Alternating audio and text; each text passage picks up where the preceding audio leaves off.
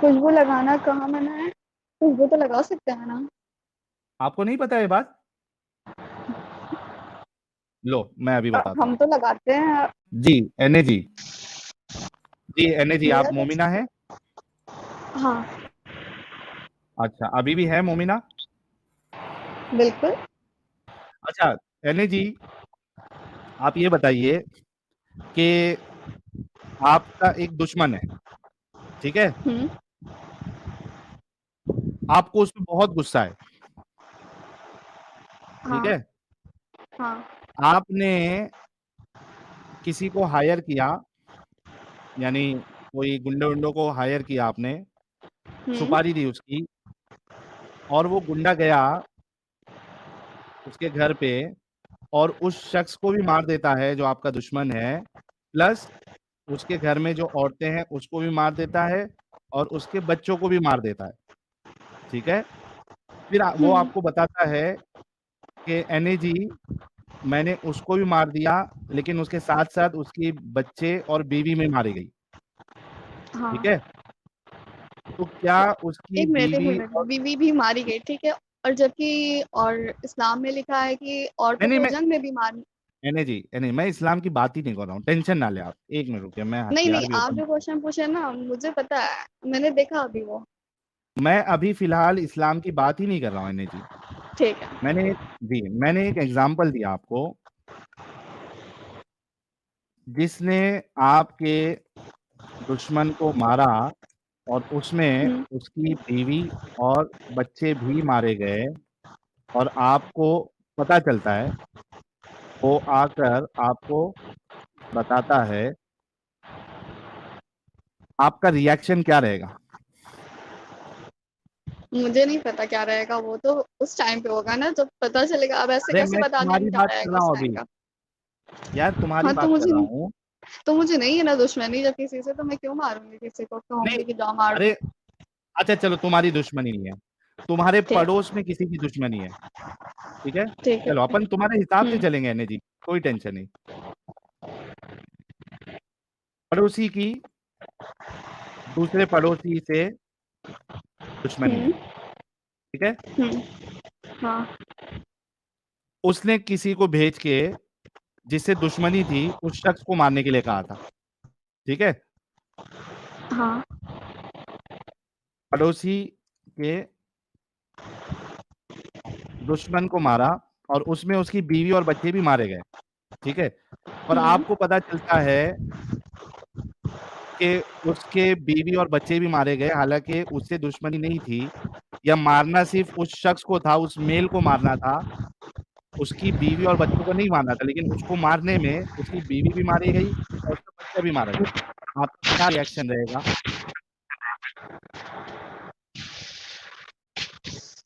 मतलब क्या रिएक्शन रहेगा?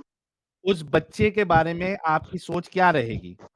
आपको अफसोस होगा कि यार बच्चे को नहीं हाँ, मारना बिल्कुल चाहिए था, अफ़सोस होगा। बच्चा, हाँ, दुख होगा कि यार एक बेगुनाह की जान चली गई, राइट? हाँ, होगा। एक रहमदिल इंसान को ऐसे ही अफसोस होगा ना? हाँ, होगा, ज़ाहिर-सी बात है, बच्चा है उसका तो कोई कसूर ही नहीं है, वो तो मासूम है ना। Thank you. अब मेरा जिसको, क्वेश्चन पूछें? हाँ हाँ, बढ़ते ना, थोड़ा मैं आपको भी मौका दूंगा। जिसको इस बात पे कोई गम अफसोस ना हो, तो आप रहमदिल इंसान या एक अच्छा इंसान मानेंगी? अब देखो, आप जिस पे कमेंट करने को कह रहे हो, उस पे हम कमेंट मैं नहीं करना चाहते। मैं किसी पे नहीं कर रहा हूँ, मैं एक जनरल बात कर रहा हूँ, आप मेरे से अग्री करती है ना जो मैंने अभी कहा? जनरल बात है, देखो हाँ, एग्री करते हैं कि हाँ, वो थैंक यू। ज़ाहिर-सी बात है कि वो नहीं करेगा। कोई हाँ, किसी को वो क्यों अच्छा मारने इंसान के नहीं बच्चे होगा, कहेगा? वो अच्छा इंसान नहीं होगा, और उसको अब ये रहमदिल तो भी। उसकी सोच पे डिपेंड है ना। अब किसी एक स्पेसिफिक वर्ड को लेके उसको नहीं कह सकते ना कि वो अच्छा इंसान नहीं होगा, कि उसके ये अंदर क्या उसकी है, क्या सोच नहीं। ही बता रही है किसी ना और कि के सामने उसके वो पास, अच्छा हो। सुनो, ये उसकी सोच ही बता रही है ना कि उसके सामने जब ये चीज आई कि बेगुनाह बच्चे मारे जा रहे हैं, तो वो उस पे दुख जाहिर नहीं कर रहा है, उसको रोकने की कोशिश नहीं कर रहा है, ये उसकी सोच ही जाहिर हो रही है कि वो एक अच्छा इंसान नहीं है, वो रहमदिल इंसान नहीं है। आपने मेरे साथ अग्री भी किया, हाँ, तो वही तो कह रहे हैं है ना? ना कि हाँ, हो सकता है कि स्पेसिफिक कुछ या कुछ हो या समथिंग, कुछ भी। कोई एक कंडीशन अब बता देखो, दो। हम जैसे सुनो, हम लोग भी तो कोई कहीं भी बुरे होंगे ना। अब इतनी तो एनए जी, अच्छाइयाँ है नहीं कि हर जगह परफेक्ट हो। हाँ मतलब वो परफेक्ट नहीं हो सकता ना। ऐसा तो नहीं कहा मैंने। अच्छा, ये सब इतनी सब बुराइयां होने के बाद भी उसको परफेक्ट बोलेंगी आप? वही तो, उसी की तो तलाश है कि सही क्या है, गलत क्या है, वही तो ढूँढना है, एग्जैक्टली वही तो तो आप, पूछना है। हाँ बिल्कुल, थैंक यू, आप बहुत सही जगह पे ये। अच्छा एनी जी, देखिए आपने कहा कि आप भी समझना चाहती है, अगर वाकई में आप के अंदर ऑनेस्टी है और आप वाकई में समझना चाहती है, तो बड़ी आसानी से आप समझ जाएंगी। जैसे कि मिसाल के तौर पे मैंने एक चीज आपको बताई है कि एक रहमदिल इंसान, एक अच्छा इंसान, हमेशा उसके सामने कोई भी कंडीशन आ जाए, आप एक भी ऐसी कंडीशन नहीं बता सकती जहां पे आप बच्चे के मारे जाने को जस्टिफाई कर सके, ठीक है, उसको अच्छा कह सके या उस पर आपको अफसोस नहीं हो। किसी का भी बच्चा हो, दुश्मन का बच्चा हो, किसी का भी, पाकिस्तान में स्कूल में घुसकर बच्चों को मारा गया बंदूक से, कई सारे बच्चे मरे। आप, हम सबको पता है कि आम तौर पे पाकिस्तान और इंडिया को लेके कितना गर्मा गर्मी का मामला रहता है, लेकिन जब ये मामला हुआ, इंडिया में भी, भारत में भी इसका दुख मनाया गया। क्यों? क्योंकि वो बच्चे थे, मासूम थे। हमारी कितनी भी ऊंच नीच हो जाए, लेकिन एक बच्चे के मरने पे भी, चाहे वो हमारे दुश्मन का बच्चा क्यों ना हो, हम खुशी नहीं मना सकते, ना हमको कभी खुशी होगी। अगर पाकिस्तान में कोई बच्चे के मौत पर हमारे में से किसी को अगर खुशी मिलती है, तो ऐसे लोगों पर लानत है। आई एम श्योर के जो 7,000 लोग देख रहे हैं मेरी बात से बिल्कुल अग्री करते हैं। तो जब स्कूल में जब हमला हुआ, तो हमको भी दुख हुआ और हमने भी दुख मनाया इधर, ठीक है। तो कोई भी एक कंडीशन ऐसी नहीं हो सकती कि बच्चों के मरने पर हमें दुख ना हो। अगर किसी को नहीं हो रहा, अफसोस नहीं हो रहा, तो उसको अच्छा इंसान, उसको रहमदिल इंसान नहीं माना जा सकता। और यही काम लेकिन आपके रसूलुल्लाह ने किया है। ये मैं आपके सामने हदीस पेश करता हूं, ये देखिए,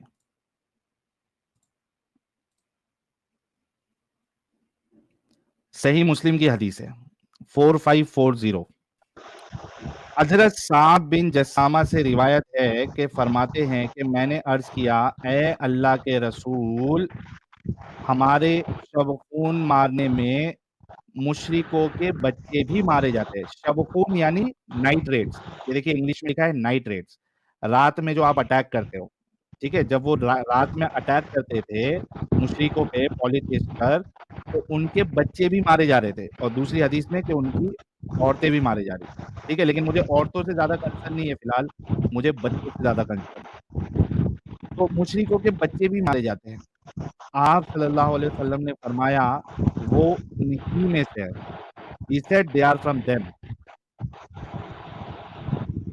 आप देखिए कि जिसको हम रहमत लिल आलमीन मानते हैं और कुरान दावा कर रहा है, उनको बच्चे के मरने पे कोई अफसोस नहीं, कोई दुख नहीं, ना उनको रोका कि नाइट्रेट मत करो आप लोग, बल्कि रसूलुल्लाह ये कह रहे हैं कि वो उन्हीं में से है, कोई मुश्किल नहीं, मर गए तो मर गए।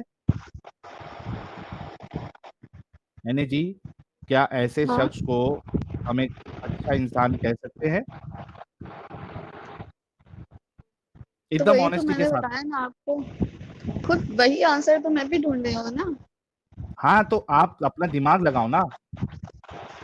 एक चीज, अच्छा मैंने ये एक चीज रखी आपकी, आप बताइए कि कुत्तों को देखा है आपने? हुँ, कितने अच्छे रहते हैं ना कुत्ते, कितने, अगर समझो आप किसी कुत्ते को बिस्किट खिला दे, उसको थोड़ा प्यार दे दे, वो ज़िंदगी भर आपको जो है ना आपके इर्द-गिर्द घूमेगा। वो आपको रिटर्न में वो प्यार देगा वो। देखा है आपने? पता है। पता है ना? हुँ, आपको पता है कि आपके रसूलुल्लाह ने कुत्तों को मरवाने का भी हुक्म दिया? बताया तो मैंने, इतना पढ़ा नहीं है ना, अब वही तो मैं ये बता लीजिए रही मैं हूँ अभी कि बता मैंने। देता हूँ। अभी बता देता हूँ, ये लीजिए। ये देखिए सुनन अबी दाऊद की हदीस नंबर 2846 है। ठीक है? सही हदीस। नबी करीम सल्लल्लाहु अलैहि वसल्लम ने कुत्तों को मारने का हुक्म दिया, यहाँ तक कि कोई औरत देहात से अपने साथ कुत्ता लेकर आती तो हम इसे भी मार डालते। फिर आप सल्लल्लाहु अलैहि वसल्लम ने कुत्तों को मारने से मना फरमा दिया और फरमाया कि सिर्फ काले कुत्तों को मारो। और दूसरी हदीस में है काले कुत्ते इस वजह से क्योंकि वो शैतान होते हैं। एक मारना या फिर जान से मारना? मार देना, खत्म, टाटा, बाय बाय। ये देखिए The Prophet of Allah ordered to kill dogs. Kill dogs है, kill, जान से मार देना है. And we were even killing a dog which a woman brought with her from the desert. Afterwards, he forbade to kill them, saying, "Confine yourselves to the type which is black." पहले सारे कुत्तों को मारने का हुक्म दिया, बाद में कहा कि नहीं नहीं, सबको नहीं मारना है, एक काम करो, सिर्फ काले कुत्तों को मारो। क्या रहमदिल तो इंसान हो सकता है एने जी? फिर उस हिसाब से तो काले कुत्ते होने ही नहीं चाहिए फिर। हाँ, क्योंकि दुनिया में सारे लोग इतने पागल नहीं होते ना और इतने बेरहम नहीं होते हैं कि वो काले कुत्तों को या कुत्तों को मार दे। तो वही चीज़ तो। हाँ, हाँ, लेकिन आपके रसूलुल्लाह ने हुक्म दिया ना भाई। क्यों, आपके नहीं है क्या? क्या? भाई ऐसे शख्स को तो रस मैं हमारा नहीं कह सकता हूँ, जिसको बच्चे के मरने पे दुःख ना हो, जो कुत्तों को मारने का हुक्म दे, जो गिरगिट को मारने का हुक्म दे, जो दूसरे की औरतों को सेक्स स्लेव्स बनाने का हुक्म दे, मैं उनको अपना कैसे कह सकता हूँ? एक मन से देख रहे हैं, दिल नहीं मान रहा, दिमाग नहीं मान रहा कि क्या सही है, क्या गलत है। फिर कॉन्सेप्ट को क्लियर करते हैं, फिर देखते हैं, तो हुँ। क्लियरिफाई नहीं हो पा रहा है ना कि क्या क्या सही क्या है इसमें, क्योंकि कौन-सा इसमें ऐसा तो इतने लोग। कॉन्सेप्ट है ठीक है, एनएच तो इतने लोग कौन-सा फॉलो ऐसा क्यों कर रहे हैं? मैं उसकी वजह बताता हूँ। इस वजह से जो लोग फ़ॉलो करते हैं, वो इस वजह से करते हैं क्योंकि उनको इस्लाम तो की ठीक है, हकीकत बताई हमें नहीं नहीं पता, जाती है। ठीक। और जो पढ़ते हैं उस चीज़ को, उनको क्यों नहीं पता? तो जिनको मालूमात हो रही है और जो वाक़ई में दिमाग रखता है, वो निकल जाते हैं। अच्छा आपका क्या सवाल था वो पूछिए?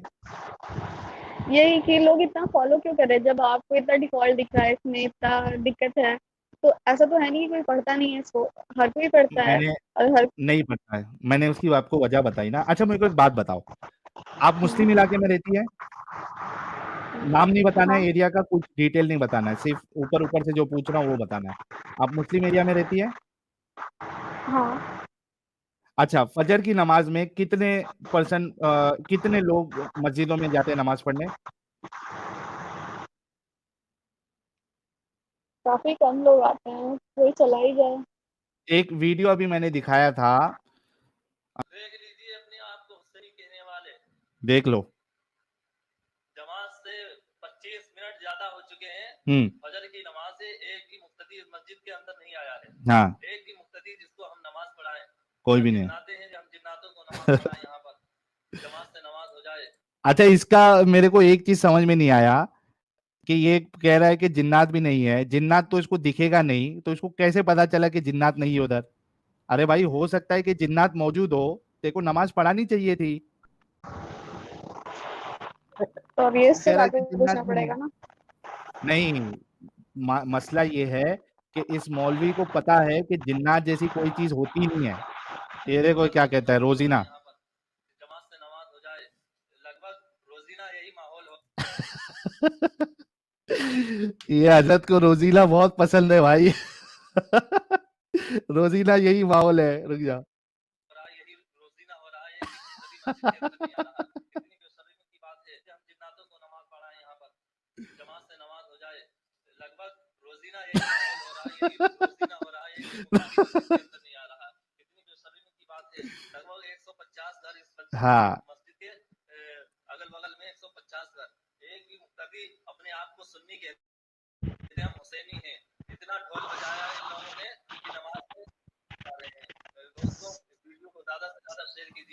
ताकि हर मुसलमान तो रोजीना यही हाल है, कह रहा है मौलवी। रोजीना यही हाल है, रोजीना रोजीना रोजीना। ये रोजीना उनकी कोई गर्लफ्रेंड वगैरह रही होंगी। लेकिन दीदी से मेरा एक रोजीना सवाल है। को सुन के रोजीना को सुन हाँ के साजिद भी आ गया। हाँ, वही नाम सुन के आया यार, रोजीना रोजीना चल रहा है तो मैं चलूं। दीदी से क्वेश्चन था। दीदी आपने कहा कि जब इतने लोगों को मालूम है ये हकीकत तो इस्लाम क्यों नहीं छोड़ ले। क्या मैं आपसे पूछ सकता हूँ कि आप अहले सुन्नत वल जमात हैं या शिया हैं? क्या? हनफी हैं कि अहले शिया सुन्नत वगैरह वल हैं? जमात इतना नहीं समझेगा साजिद। हनफी। शिया है क्या सुन्नी है वो पूछो। सुन्नी है। हाँ, शिया को आप सही समझती हैं या गलत? बताया तो मुझे इतनी नॉलेज नहीं है, बस नहीं, अपना शिया फॉलो आपकी नजर करते हैं, में जितना जानते हैं सुनिए उतना। शिया वो मातम करते हैं, आगजनी करते हैं, सीनाकोबी करते हैं, या गलत करते हैं या सही करते हैं? ये तो गलत है। खुद को गलत कहाँ है ना? लिखा है खुद को चोट पहुंचाए इंसान, कहाँ लिखा है कि खुद ठीक है, को मारे? खुद को मारने से वापस तो आने वाला नहीं ठीक है, कुछ। ठीक है। आपकी नजर में वो गलत है ना? लेकिन आज भी है शिया गलत। हैं, उनको गलत नहीं लग रहा है ना? क्यों नहीं गलत लग रहा है? वो पढ़ नहीं रहे अपनी किताबों को, है ना? अब ये तो वो इसलिए उनको सही जानेंगे। लग रहा है। और उनके जो आला औलाद हो रहे हैं वो शिया ही हो रहे हैं, क्योंकि उनको सही लग रहा है वो। इसी तरह मुसलमान अपनी किताबों को पढ़ते नहीं है, जानते नहीं है। उनके उलमा तो पढ़ते हैं लेकिन वो भी निकलते नहीं है, और जो पढ़ लेते हैं दिमाग लगाते हैं वो निकल जाते हैं। जैसे आपने बहुत सारी हदीसों को, तफसीरों को तो और इसका फिक्ही मतलब आप मसाइल को उलमा नहीं थे? पढ़ा होगा, नहीं जाना है। क्या हुआ? तो इसका मतलब आप उलमा थे? आप उलमा यानी हम? हाँ हाँ। हाँ, मैं तो आलिम हूँ ना, मैं ऑलरेडी आलिम अच्छा। दीन हूँ। जी, तभी ना इस्लाम को तरक्की किया, मैंने इस्लाम को छोड़ दिया है। मैंने पढ़ा, दिमाग लगाया, ये इस्लाम में हो नहीं सकता, और ऐसा खुदा ऐसा कह ही नहीं सकता ना। नबी की जो खुसूसियत होनी चाहिए, पाक दामनी उनके अंदर दिखी नहीं, तो फिर इस्लाम को तर्क कर दिया हमने। इतनी आसानी से हो गया? बिल्कुल, दिमाग लगाया, बिल्कुल यार। एक 6 साल की लड़की से एक 52 साल का मर्द शादी कर रहा है, बूढ़ा इंसान, वो कहाँ से सही है? और सिर्फ एक बात भी गलत नहीं है ना, जगह-जगह फ़ॉल्ट दिखता है, कई जगहों पर। हलाला ले लीजिए, खुला ले लीजिए, शादी हलाला ले तो हराम लीजिए। है ना? कुरान से साबित करें हलाला हराम है। मतलब जिस टॉपिक पर भी आप जाएँगी, कहीं न कहीं आपको शिकस्त ही होगी। नहीं, सुना था 1-2 मैंने टॉपिक नहीं है। हराम है। और कहाँ पे जब हराम करार शादी दिया नहीं गया है? कर, हदीस में कोई एक चलिए कोई सेकंड हदीस में देख नंबर के देखना बताइए। पड़ेगा। अगर किसी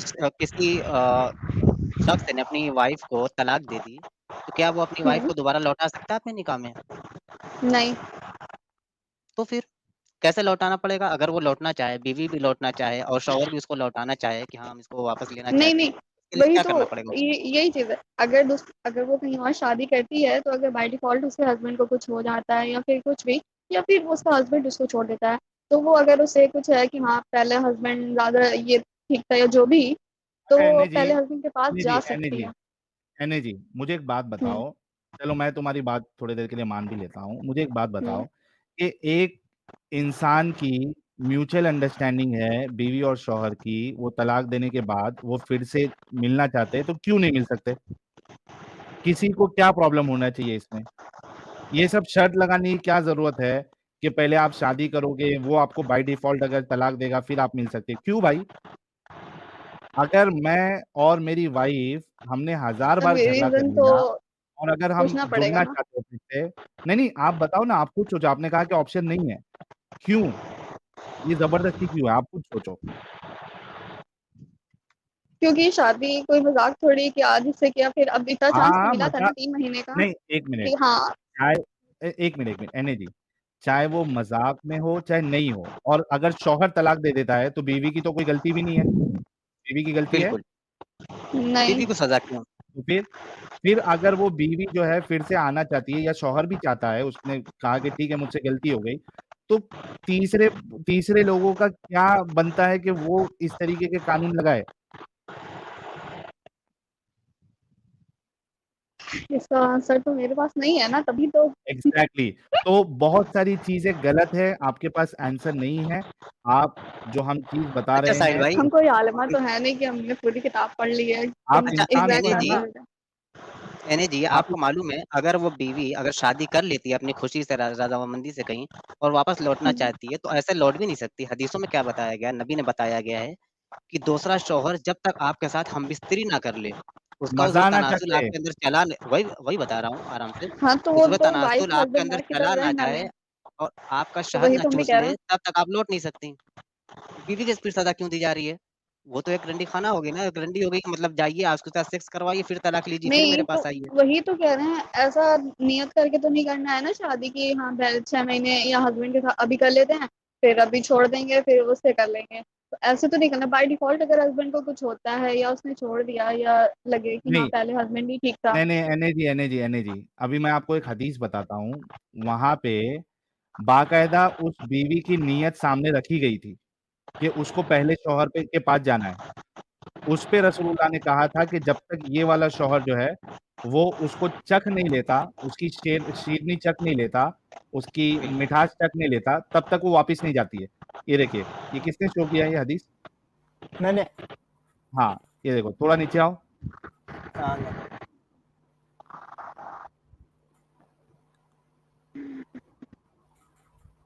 ये रहा। नहीं, ये कौन सा लेके आया तुमने? ये वाली हदीस नहीं है, रिफा वाली। फीफा वाली यही तो है। हाँ, एक मिनट, ऊपर जाओ और ऊपर जाओ। हाँ रुको मैं लगा देता हूँ, मैं आराम से इसको पढ़ देता हूँ। हाँ, ये देखो, मैं रिफा की, अच्छा ये साजिद लगाएगा, साजिद ही पड़ेगा। हाँ, पढ़ देता हूँ। दीदी ज़रा म्यूट कर लीजिएगा, 1 मिनट। अच्छा, इनको है ना थोड़ा एनर्जी को, ये लास्ट चीज है, हमारे साथ असद नूर भाई बहुत देर से बैठे हैं, जरा उनको ही मौका देना है। ये एक हदीस बताएंगे, फिर इनको थोड़ा और रिसर्च करने के लिए बोलेंगे। जी। जी। सही अल बुखारी की ये 5265 है, ओके। हज़रत आयशा ने बयान किया कि एक शख्स से रिफ़ाई ने अपनी बीवी को तलाक दे दी, फिर एक दूसरे शख्स से उनकी बीवी ने निकाह किया, लेकिन उन्होंने भी उनको तलाक दे दी। उन दूसरे शौहर के पास कपड़े की पल्लू की तरह था, उनका जो सामान मुबारक था, बिल्कुल झूला हुआ था। औरत को उससे पूरा मज़ा जैसा वो चाहती थी नहीं मिल रहा था। आखिर अब्दुर्रहमान ने थोड़े ही दिनों रखकर उसको तलाक दे दी। अब वो औरत नबी के पास आई और अर्ज़ किया कि या रसूलल्लाह, मेरे शौहर ने मुझे तलाक दे दी थी, फिर मैंने एक दूसरे मर्द से निकाह किया। वो मेरे पास तन्हाई में आए, लेकिन उनके साथ तो कपड़े की पल्लू की तरह सिवा और कुछ भी नहीं था, यानी उनका झूला हुआ था, खड़ा ही नहीं हो रहा है। कल एक ही बार उसने मुझसे सोहबत की, टिंग-डोंग की, वो भी बेकार, यानी अंदर से गया ही नहीं, सिर्फ़ ऊपर वो छूकर रह गया, लिखा हुआ है। दुखूल हुआ ही नहीं, यानी अंदर ही नहीं गया, ऊपर ही वो छूकर रह गया। क्या अब मैं अपने पहले ख़ावंद के लिए हलाल हो गई, जिसने मुझे तलाक दी थी? तो नबी ने फरमाया कि तू अपने पहले ख़ाविंद के लिए, अपने पहले हस्बैंड के लिए हलाल नहीं हो सकती, जब तक कि दूसरा मर्द तेरी शीरीनी ना चख ले, जब तक तुझे अच्छे से बजा ना दे, तब तक तू हलाल नहीं हो सकती। ये हलाला नहीं तो और क्या है? यहाँ पे उसकी एक मिनट, नीयत भी है। बिल्कुल, इसकी नीयत थी मैं जाना चाहती हूँ उसके पास। अब मैं अपने पहले ख़ावंद के लिए मैंने हलाल हो गई? इतना डीप तो पढ़ा नहीं है मैंने कि आंसर दूं। यही तो हम दिखा रहे हैं ना आपको एनर्जी, ये तो कोई बहाना नहीं है ना कि नहीं पढ़ा, अभी आपको दिखा रहे हैं सब प्रूफ के साथ। और ये देखो एनर्जी, प्रॉब्लम ये है कि एक चीज में गलत, मैं आपको म्यूट कर रहा हूँ, मैं फिर अनम्यूट कर दूंगा। अगर एक चीज में सवाल उठे तो समझ में आता है कि यार हमको समझ में नहीं आ रहा होगा। यार आप खुद म्यूट कर लेना यार एनर्जी। हाँ, थैंक यू, म्यूट हो गया है। अगर एक चीज में सवाल उठ रहा है तो समझ में आता है कि चलो यार, हमको समझ में नहीं आ रहा होगा, दुनिया को समझ में नहीं आ रहा होगा, इन्होंने गलत इंटरप्रिटेशन किया है। दो चीज में चलो यार, दो चीज में प्रॉब्लम है, तीन चीज में चलो यार, सिर्फ तीन चीज में प्रॉब्लम। यहाँ तो सारी चीजों में प्रॉब्लम है, भर भर के प्रॉब्लम है। कितने सारे टॉपिक्स हमने कवर कर लिए आज तक, एक दो प्रॉब्लम तो है ही नहीं, हर चीज में प्रॉब्लम नजर आ रहा है। तो इतने सारे प्रॉब्लम दिखाने के बाद कुछ ऑप्शन बचता नहीं ना उसके सही होने का, एनर्जी। तो आप इस पे जो है, आप 1 महीने से देख रही हैं, आप और भी देखिए हमारे चैनल को, और जो मोमिन हजरात है उनके क्या आर्ग्यूमेंट्स होते हैं वो भी देखिए। और उसके बाद जब आपको तसल्ली मिल जाए कि नहीं यार हम जो बता रहे हो वाकई में सही है, और औरतों की तो कोई इज्जत वैसे भी नहीं है, आप टैटू बनाएंगी आप पे लानत, आप वो चोन्ना अगर सामने डालेंगी तो आप पे लानत, आप अगर खुशबू लगा रही है तो आप एक रंडी जैसी है, आप अगर अपने एक सेकंड शौहर एक को। सेकंड। जी। एक खुशबू लगाना कहाँ मना है? खुशबू तो लगा सकते हैं ना। आपको नहीं पता ये बात? लो मैं अभी बताता हूँ। हम तो लगाते हैं, तो हमें तो ऐसा आप कुछ लगाती नहीं, हैं तो फैमिली आप में एक भी अच्छी कोई औरत है लगाते ही हैं। नहीं। एक मिनट, आप अगर खुशबू लगा रही हैं तो आप एक अच्छी औरत है ही नहीं। ये देखिए। ऐसा नहीं होता। अरे रुको ना, कैसा होता मैं बताता हूँ आपको। आप म्यूट कर लीजिए, ओके। म्यूट कर लीजिए। ये देखिए। All India Muslim personal law board के मौलाना इत्र लगाने वाली महिलाओं के बारे में क्या कह रहे हैं? कोई शरीफ औरत बाजारों से खुशबू लगाकर नहीं जाती। समझ रहे हो? समझ रहे हो आप? समझ रहे हो? कोई शरीफ औरत बाजारों से खुशबू लगाकर नहीं जाती। मौलाना कह रहे हैं एनर्जी अगर आप खुशबू लगाती है तो आप शरीफ औरत है ही नहीं। तो इत्र क्यों बनती है फिर? वो मर्दों के लिए है, आप लोगों के लिए है ही नहीं। आगे सुनाता हूं मैं, पहले सुन लो, म्यूट कर लो, म्यूट कर लो। और इससे डेंजर, ये तो सिर्फ अच्छी औरत नहीं बोला है, आगे वाला मौलवी तो रंडी तक बोलेगा। एक मिनट रुको। औरत अगर इत्र लगा के जाए और उसकी ये नीयत हो कि वो खुशबू जो है कोई दूसरा सूंघे, तो उस औरत को प्रोस्टिट्यूट कहा गया है। प्रोस्टिट्यूट, जानी, जानिया कहा गया है। Can women wear perfume or other? इसको भी सुन लो, नूरानी चेहरे को। Outside in general public, where they're traveling and there are non-Arab men around, at that time it is not correct for the woman to put perfume. बस उनके पास वो छोटी सी special energy भी ऐसी लगाती होंगी, पुश पुश। ठीक है, हर जगह खुशबू बना के चले। हाँ। और ये खुशबू का मकसद क्या है? सारी दुनिया जानती है इसका मकसद क्या है। अल्लाह रहम करे। अगर ये मकसद नहीं भी है तो आप एक बहुत ही घटिया और इंतहाई घटिया लोगों वाला अमल कर रहे हैं। औरत का खुशबू लगाना बेइंतहा गलत अमल है। गलत अमल। जो औरत अपने घर से खुशबू लगाती है, यहाँ तक कि मर्दों को उसकी खुशबू महसूस होती है। ऐसी खुशबू लगाने वाली औरत कितना नूरानी है ये भी। के दिल दानिया की हैसियत से उठाया जाएगा। हाय हाय हाय हाय। नबी सल्लल्लाहु जानिया। अलैहि वसल्लम ने फरमाया कि जो औरत खुशबू लगा के घर से बाहर निकलती है मर्दों के सामने से, मर्दों के सामने से, जन्नत की खुशबू हराम है। कमा क़ाल सल्लल्लाहु अलैहि वसल्लम। हाय हाय हाय हाय। खुशबू लगाकर नहीं जाती। इन सब मौलवियों के मुंह में ना पिछवाड़े में उंगली डाल के इनके मुंह में डाल दो। ऐसे ऐसे नहीं तो मौलवी हैं। दूसरा जो था, दूसरा नूरानी चेहरे वाला, वो तो कह रहा तो है घर में तो लगा सकते हैं ना। हाँ तो खुद के लिए लगा सकते हैं ना, किसी को दिखाने के लिए थोड़ी घर में लगा नहीं सकते ना, वो बोले कि हैं। लगाना। यार सुनो एनर्जी, वो कह रहे हैं कि आपकी नीयत कुछ भी हो, आपको नहीं लगाना, आप एक घटिया लोगों जैसा काम कर रहे हो। लेकिन अब तो कॉमन सी बात हो गई है। ये मौलवी तो अभी के हैं, ये क्या, ये 1400 साल पुराने मौलवी नहीं है। 1400 साल पहले जो बड़ा मौलवी आया था, उनके स्टेटमेंट के अकॉर्डिंगली ये आज के मौलवी बयान दे रहे हैं। ये जाकिर नालायक कहाँ कभी का है, ये अभी का है। ये और वो जो पर्सनल लॉ बोर्ड का जो मौलवी है कभी का है, ये अभी बयान दिया है।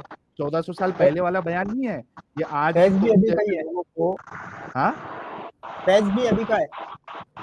फैज जो एडवोकेट फैज अभी का है। वो बीवी स्पेशलिस्ट तारिक जमील जो है, तारिक मसूद, वो अभी का है।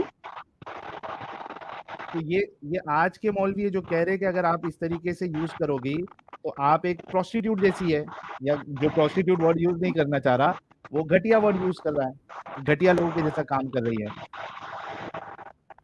तो ऐसी बहुत सारी चीज है एनर्जी जो इस्लाम औरतों की बेइज्जती करता है, उसको नीचा दिखाता है।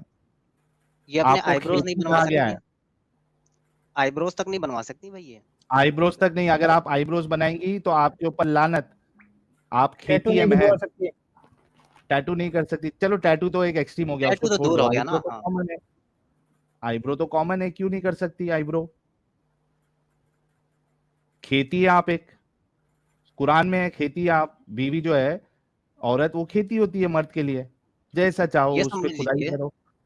एनर्जी, आप अगर ऊंट के कजावे पर भी सवार हैं और आपका शौहर चाहे कि वो आपसे सोहबत करना चाहे, उसका दिल कर रहा है, तो वो आपको आईब्रो वाली बात क्या कह रही है? करवा सकते हो उसको। अगर मर्दों की मुशाबत, जिस चीज से मर्दों की मुशाबत जाहिर होती है वो चीज करवा सकते हैं। जैसे आईब्रोज है ज्वाइंट हो गई हैं तो उसको करवा सकते हैं। सारी हदीस लेके आओ स्क्रीन पर आके, स्क्रीन पर आके तो है ये एक नहीं लोग करते हैं, लोग लानती है। वो आपके रसूल क्या कहते हैं, देखो ये देखो, Allah has cursed those women who practice tattooing and those women who have themselves tattooed and those women who get their hair removed from their eyebrows and faces, and those who make artificial spaces between their teeth for beauty, whereby they change Allah's creation. आप सोचो कि अल्लाह की लानत हो रही है तुम पर अगर तुम आईब्रो बनाती है एनएजी। मैं नहीं, मैंने भी सुना था, तो जो बनाता है मैंने उनसे पूछा तो उन्होंने यही क्लेरिफिकेशन दिया कि जिससे मर्दों की मुशाबत जाहिर होती है। अरे आपके सामने तो मैंने हदीस रख दी ना। अब उनसे पूछना पड़ेगा ना, उन्होंने किस हदीस से ये दिया था। बताओ आपकी नजर में मौलाना बड़े हैं या फिर आपके रसूल बड़े हैं? रसूल। हाँ, तो ये रसूल साहब की ये सब बातें हैं, ये हदीसें हैं, वो रसूल की ज़बानी है ना, रसूल ने मना कर तो दिया। ये भी तो है। अब रसूल ने ज़िना से मना किया, अब आप कहिए, सुने, अगर रसूल ने मना किया शराब ना पीजिए, आप कहिएगा हम तो देखते हैं हमारे पड़ोसी तो पीते हैं, हमारे मामू तो पीते हैं, तो इसका क्या मतलब? भाई हराम है तो हराम है, रसूल ने मना किया। अब पीता है तो उससे क्या लेना देना? आप कहेंगे कि हमें भी पीऊंगी। नहीं, तो इसकी है तो ये तो है ना कि हाँ, अगर बंदा माफी मांगता है या माफी, तो उसके लिए माफ किया जा सकता है उसको।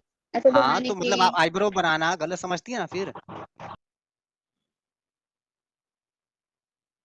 जो अगर आईब्रो बनाता है, बनवाता है, डिस्कनेक्ट हो गए। चलिए, डिस्कनेक्ट हो गई यार, चलो कोई नहीं। हाय गाइस, इस वीडियो में हमने देखा कि जैसे ही साहिल ने और साजिद ने मोमिना को बताया कि आप आईब्रो नहीं बनवा सकते, आप परफ्यूम नहीं लगा सकते, तो उनको एक शौक जैसा लगा, और जब उन्होंने खुद से उसको पढ़ा तो वो इसीलिए डिस्कनेक्ट हो गई बाद में, क्योंकि वो इसको कवर नहीं कर सकती और उनको ये चीज़ अच्छी नहीं लगी बिल्कुल भी। ये चीज़ हमको समझ में आती है ना। हो सकता है आने वाले समय में मैडम भी आपका एक्स मुस्लिम बन जाए। ऐसे ही और वीडियो के लिए आप चैनल को सब्सक्राइब कीजिए, और एक्स मुस्लिम साहिल एडम सी करके चैनल को सब्सक्राइब कीजिए। साथ ही साथ साजिद इमाम और लिटिल फैजू के भी चैनल को सब्सक्राइब कीजिए। Thank you.